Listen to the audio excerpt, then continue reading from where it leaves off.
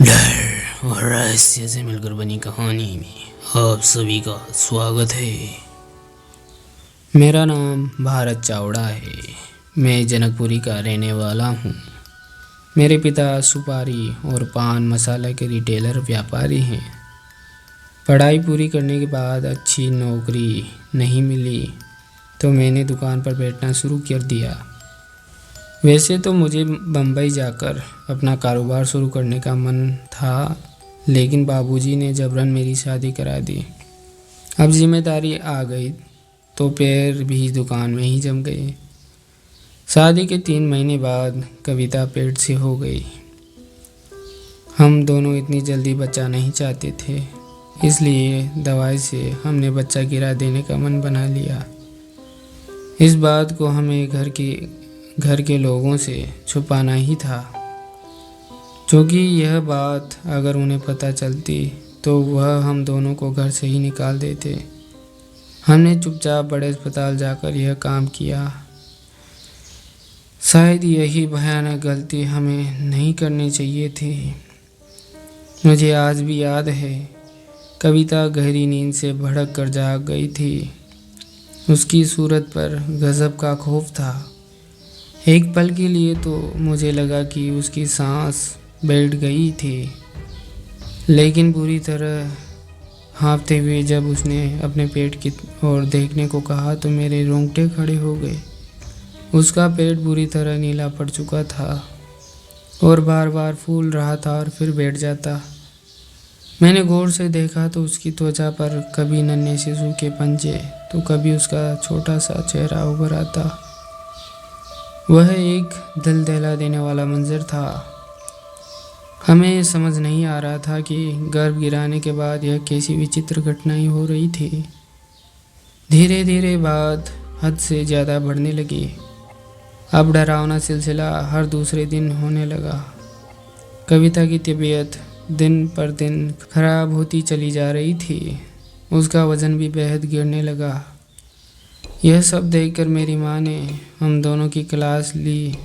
थोड़ी देर आनाकानी करने के बाद कविता ने रोते रोते सब सच बता ही दिया। तब मेरी माँ ने उसे तो कुछ नहीं कहा, लेकिन मुझे करारा चांटा जड़ दिया। माँ ने उसी वक्त हमारे गुरुदेव को फ़ोन किया। उन्होंने घर पर आकर साफ साफ बताया कि भ्रूण हत्या का घोर पाप चढ़ा है। आपकी संतान प्रेत योनि में गई है। कई हजार वर्ष भटकने के बाद उसे मनुष्य शरीर मिलने वाला था। आप दोनों के कुकर्म से अब उसे वह सारे फेरे फिर लेने होंगे, इसलिए वह आप दोनों पर बार बार मरणतोल वार करेगी। सावधान रहना। माँ ने उनसे इस समस्या का उपाय पूछा, लेकिन उन्होंने क्रोध प्रकट करते हुए बोला, मैं अजन्मा बच्चों की हत्याओं की मदद नहीं करता। इतना बोलकर वह लौट गई। इस वाक़ये के करीब 1 हफ्ते बाद मेरी कविता बाथरूम में लहूलुहान पड़ी हुई मिली। मैंने उसे तुरंत अस्पताल में भर्ती कराया।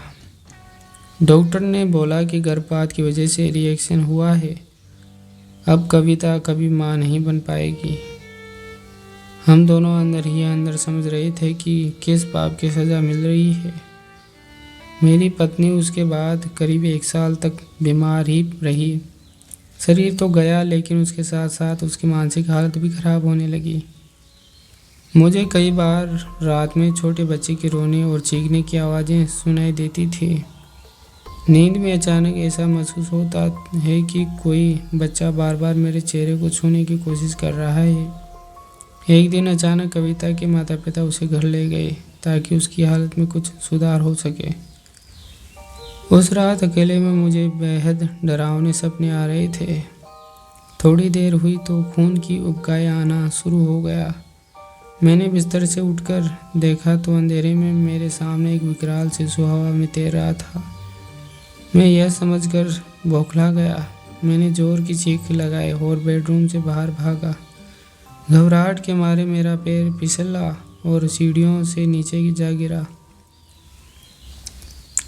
अगले दिन मुझे होश आया। तब डॉक्टर ने सॉरी बोलकर यह बताया कि आपके पेट के निचले हिस्से में गहरी चोट लगी है। आप अब कभी पिता नहीं बन सकते। हम दोनों पति पत्नी अब मौत के इंतज़ार में जी रहे हैं। उस नवजात बच्चे के प्रेत का अगला वार कब होगा, इसी डर के साए में पल पल गुजरता है। तो दोस्तों, आपको यह डर और रहस्य से मिलकर बनी कहानी कैसी लगी?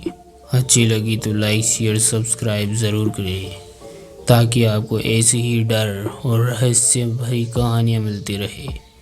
तो मिलते हैं नेक्स्ट वीडियो में, तब तक के लिए डरते रहिए।